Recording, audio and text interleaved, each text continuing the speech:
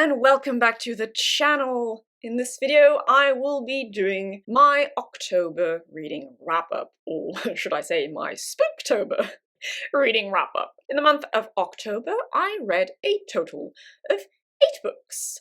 1 non-fiction book, 1 manga, 2 novellas, and 4 novels. Starting with the non-fiction, I read, rather appropriately for Spooktober, A History of Magic, Witchcraft, and the Occult, one of the many reference books published by DK. Overall, I found this to be a very good and beautifully illustrated overview of, well, the interrelated topics of magic, witchcraft, and occultism/esotericism, just like it says on the tin. I'm just going to quickly mention a few nitpicky drawbacks that prevented this from being a 10 out of 10 book for me. A, I'm pretty sure I did spot a couple of mistakes, or inaccuracies in any case, in the text itself. B, I think a geographical or hybrid rather than purely chronological structuring of the material would have been better. The focus here is also clearly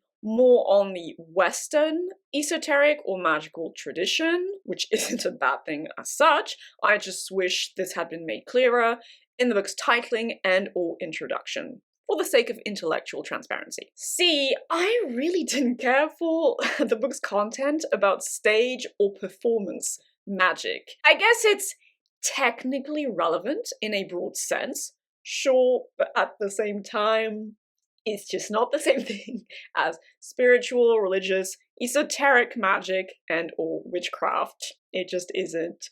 And I don't think there needed to be more than 1 or 2 pages tops about the entertainment stuff. Otherwise, and to reiterate, this is, yes, definitely a worthwhile reference book that I rated with a very strong 8.5 out of 10 and would confidently recommend to anyone with an interest in the topics at hand. Continuing with the standalone manga, I read Junji Ito's Uzumaki.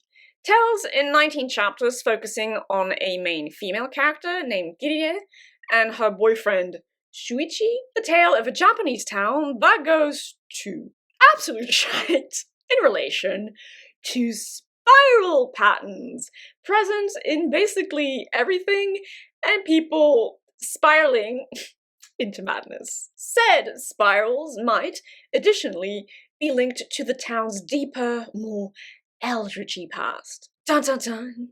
I love this, and a quick reminder that I'm not that experienced with manga, but no, I loved Uzumaki. This, for me, is an example of near flawlessly executed cosmic horror, in this specific case, graphic fiction. And not just that, there is also, in these pages, a significant amount of very well executed body and psychological horror.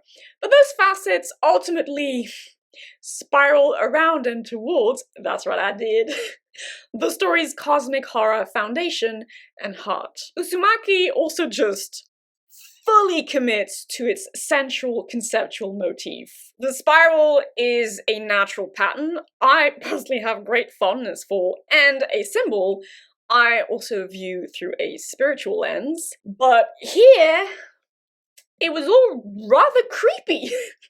But also beautifully creepy in a way. The character work for its part was what it needed to be, and sufficient to make me care about the story's protagonists. On a slightly negative note, there were a couple of, to my mind, goofier moments or elements here and there that didn't quite land for me, but that could also simply be because I'm actually not that easily scared or even disturbed by his specifically biology-inspired body horror. Snail people.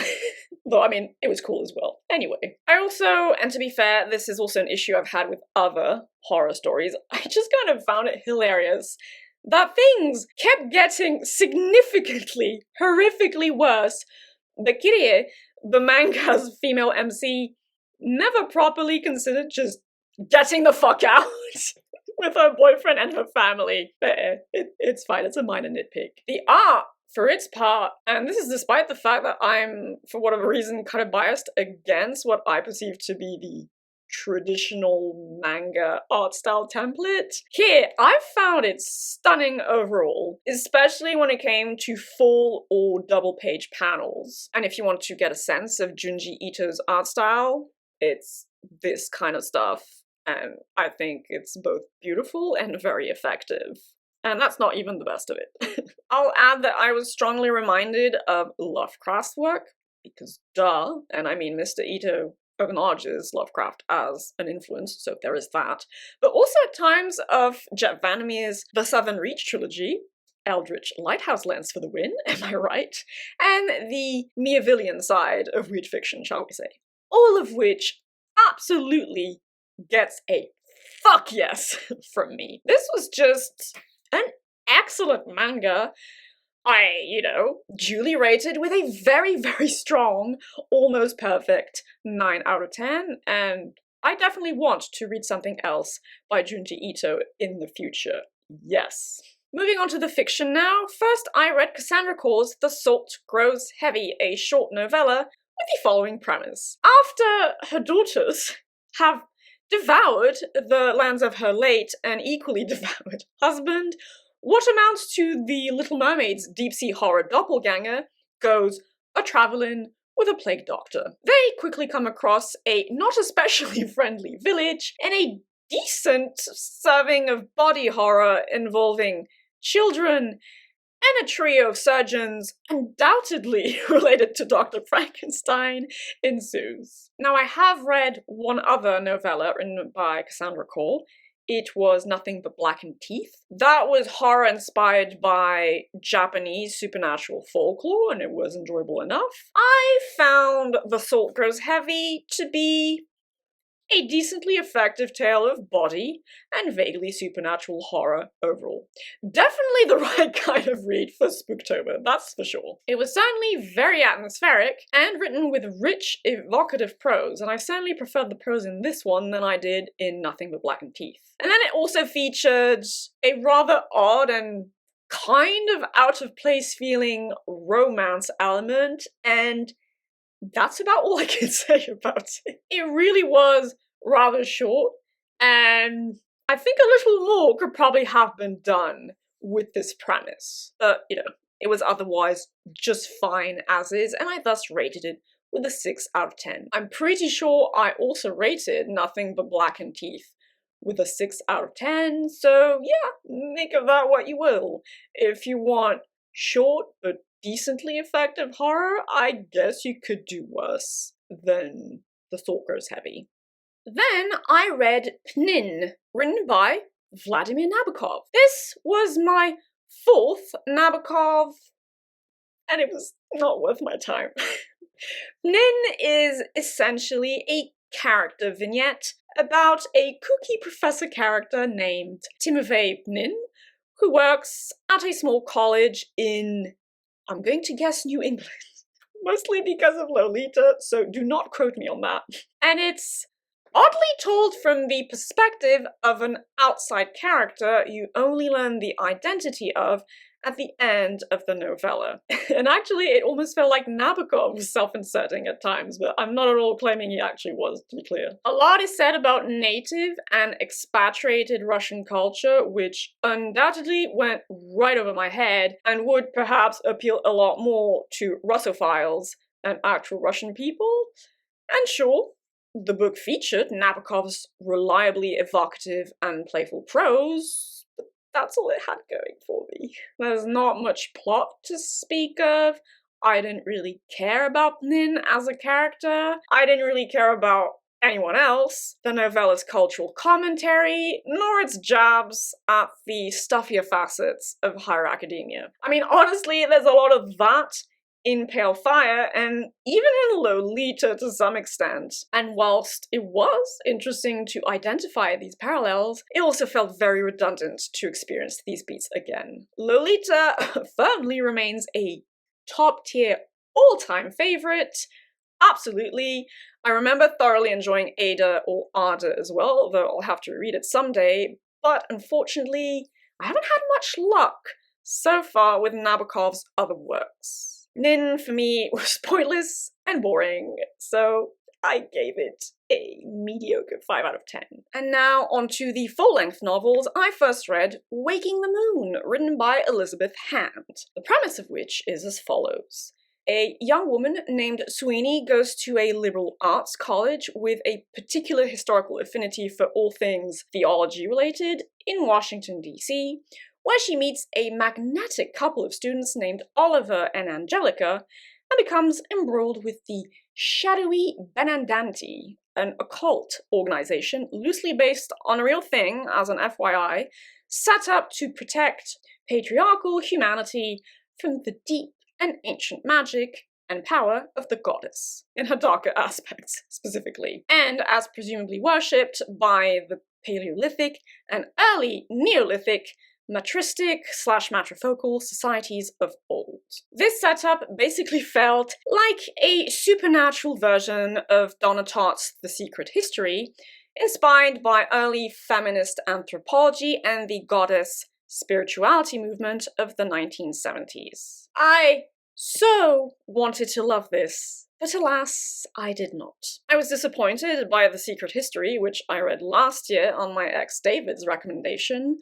partly because it didn't feature a specific element, that of ancient pagan mystery cults, as much as I wanted it to, and was led to believe it would by my ex. And yes, even despite the fact I knew full well, going in, that it would be general fiction. Waking the Moon counts as light supernatural fantasy, and whilst it had a lot of appealing base elements, the way these were utilized and subsequently developed, or not, left me sorely disappointed. Even more disappointed, in fact, than I was by Donna Tartt's classic of dark academia. Speaking of which, Waking the Moon doesn't really count as dark academia itself past its first part, which also left me feeling a bit meh, quite frankly. On the upside, it was really neat to see a bunch of, to me, familiar references, some of them outdated or incompletely portrayed, sure, but still, to esoteric lore, works of feminist history, archaeology, anthropology, and pagan theology, thrown together in a fashion vaguely reminiscent of the Da Vinci Code.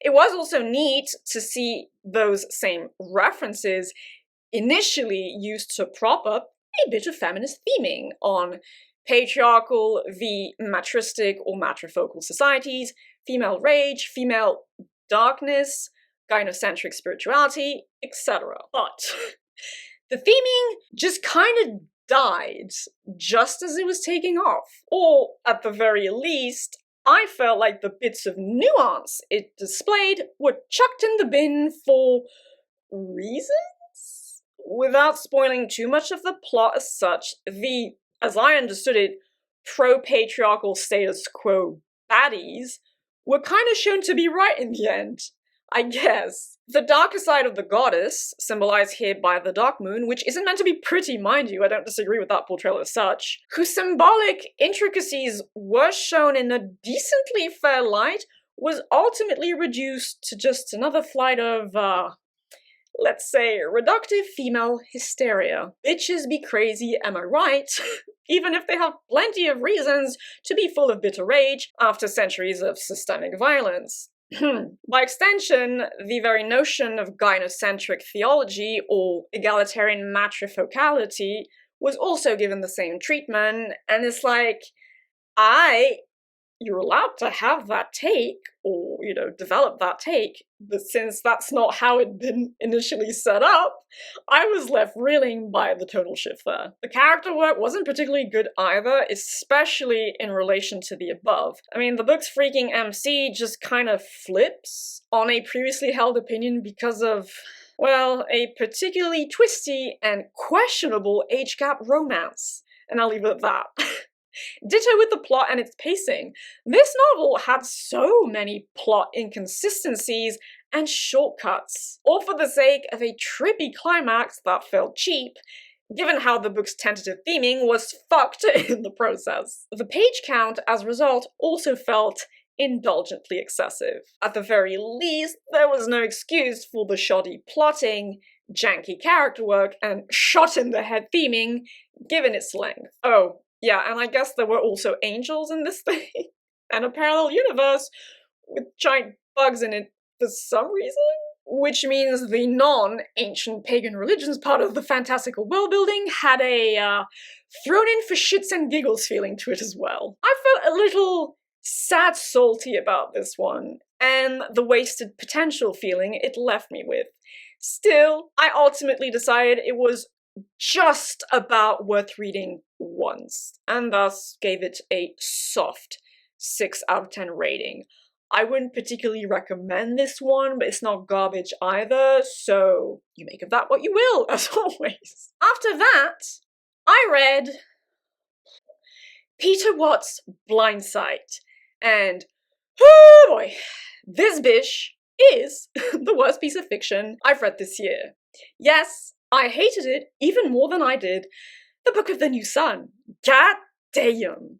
Blindsight is very nihilistic, or grimdark even, first contact, ideas-driven, not hard or harder, but I'll get back to that in due time, science fiction that features a smidge of weird alien horror and thematically focuses on empathy, or rather, lack thereof, consciousness with massive caveats, and the driving conceit that it is not only evolutionary fluff that doesn't confer any sort of selective advantage to human beings, because according to the book, only Homo sapiens qualifies as a conscious species. Consciousness, is actually detrimental evolutionary fluff that makes us weak and inferior in the grander scheme of potential life in the universe. Because wouldn't you know, the aliens of Blindsight are super intelligent without being conscious, apparently. There are also prehistoric vampires in this, as an FYI, and Blindsight's main character is a massive, edgelordy shithead, sorry not sorry, who believes he is a human Chinese room, in part because he underwent a hemispherectomy as a child to treat epilepsy. And holy shit was this infuriating garbage for me. I hated the book's meaningless technobabble, its needlessly edgy tone. Oh, by the way, did I mention that the book's first chapter has a Ted Bundy quote for an epigraph? And the thematic conclusion I felt it wanted me to choke down on. Furthermore, I felt the book's ideas, themes were actually very poorly executed and found many issues with the world building, not to mention the discourse, or should I say discourse, surrounding Blindsight and its very labeling as the hardest of hard science fiction. Yeah, right, bullshit. But the above is precisely why I want and plan to do a proper, in-depth rot review for this novel, so I will simply conclude this preliminary note with the rating I gave it. You ready for it? 3.5 out of 10. After that abject train wreck, I read When Women Were Dragons, written by Kelly Barnhill. This novel features a version of reality where women are capable of dragoning, i.e. transforming into full-blown dragons, and this has been consistently bound up in shame and or secrecy throughout history. The story itself is developed as the memoirs of its female protagonist, named Alix, short for Alexandra, and largely takes place in the United States in the 1950s, when an event called the mass dragoning took place and was subsequently covered up. I would qualify this as light domestic fantasy, or realistic fantasy, as a step above magical realism, if you will, I guess. Partly because When Women Were Dragons is a very quiet story centered on the very domestic lives and interrelatedness of its main and secondary, principally female characters. As such, it is decently character-focused as well, in a way that furthermore beautifully synergized with the book's theming on, well, aforementioned interrelatedness, especially as it applies to, once again specifically female, familial ties.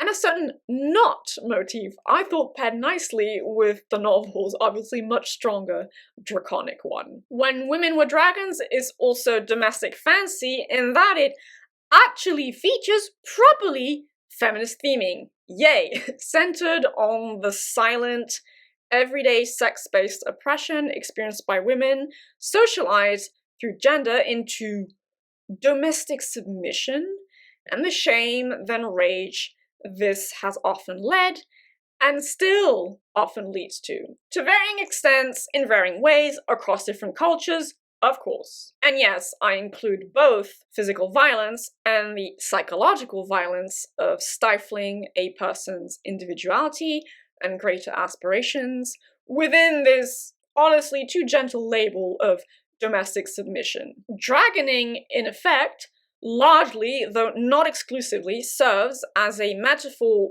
for pain festered into rage that can no longer be silenced and contained within oneself. Shame, silence, and transformative anger are also tied into broader theming on social injustice, but also seeks into surprisingly good commentary on the ways oppression, discrimination, stereotyping, and the bias those things inevitably lead to impact the acquisition and transmission of empirical knowledge, especially as it applies to the life sciences. Then, as a dragon, mythology, and feminist nerd, I also loved that the very fact women can here transform into dragons just kind of reflects the archetypal relationship in the Western spiritual tradition, at any rate, between the supernatural female, fantastical serpents, or dragons, and nature. This symbolic equivalency has certainly been painted as negative by Western patriarchy, but it also has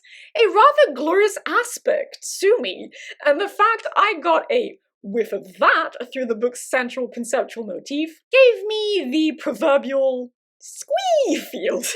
That being said, I am also unfortunately disappointed the book didn't commit more deeply to female rage and wildness specifically as a theme. I understand this was a choice made by the author, and I don't think it's intrinsically good or bad, to be clear. I just would have preferred something with even more, well, draconic bite. Either way, I would definitely recommend this novel, if only because it's an actual example of good contemporary feminist SFF, something which I've honestly struggled to find. Have I seen better in this particular domain or subdomain? Yes, absolutely. The best feminist SFF I've read firmly remains written before the 2010s at most recent, and I'm probably being generous there. But you know what? This, at least, is something. And it's a something with freaking dragons, so that gets an automatic point from me. And also a 7.5 out of 10 rating. Finally, I read Alix E. Harrow's The Once and Future Witches, a light historical fantasy tale of witching, yes, sisterhood and women's liberation, set in the late 19th century, in the United States once again, drawing primarily on symbols and archetypes taken from Western fairy tales and mythical tradition. I really enjoyed this novel's pagan, or neo-pagan as the case might have been, motifs or symbolism, like the triple goddess as Maiden Mother Crone, the multiplicity of the number 3 itself, the Triquetra or Ouroboros, Avalon, etc., and its classical, again, primarily Western witchcraft imagery, think familiars, rhyming spells, herb lore, witch trials, etc., was also most definitely very appealing to me. The Once and Future Witches additionally just about, yes, counts as real.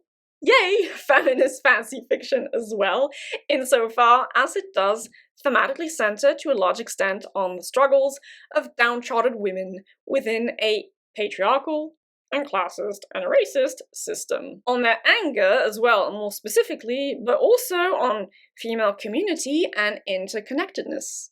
In a manner not entirely dissimilar to the way When Women Were Dragons develops these same themes. But I think this novel does a better job of exploring, or at least expressing, anger, rage, just the darker, pain-fueled emotions that arise from oppression than When Women Were Dragons overall. And I really appreciated that about it. Its character work was what it needed to be. I feel the story's three main characters, all of which are sisters, chiefly functioned as archetypes, but I wouldn't say they were completely devoid of actual personality either. Each sister was defined, and I liked that the story didn't shy away from the fact healing from familial wounds, even trauma, isn't necessarily a straightforward process, even amongst siblings who otherwise deeply love one another. Ultimately, however, I wanted the story's theming, you guessed it, to go deeper. And neither its altogether mild emotional impact nor its mostly, for me, unrelatable characters could compensate for that lack of thematic depth. This is why I rated it with a slightly lower, but still good, 7 out of 10, as compared to When Women Were Dragons, 7.5 out of 10. But I do want to make it clear, I really did enjoy both. One gave me draconic aesthetics, the other witchy ones. Double yay! And both at least decently delved into actual feminist theming. So that's a win in my book. I would thus recommend both for largely the same reasons, honestly, and even suggest you pair them up like I did, kind of. All the more so if, like me, you love both dragons and witches. There won't be a cinematic immediate section this time, so that will be all for this October reading wrap-up. In the coming month of November, I will be tackling Hilary Mantel's The Wolf Hall trilogy. Yeah, that's going to take up most of November, so that's that. So on that very final note, I hope you had an excellent month of October, reading and everything else-wise. I hope you will have a lovely day, evening, or whichever time of day you prefer. As always, do take good care of yourselves. Thank you for the continued support, and I shall see you all reasonably soon in the next video, which should be my rant review of Blindsight. But until then, bye-bye.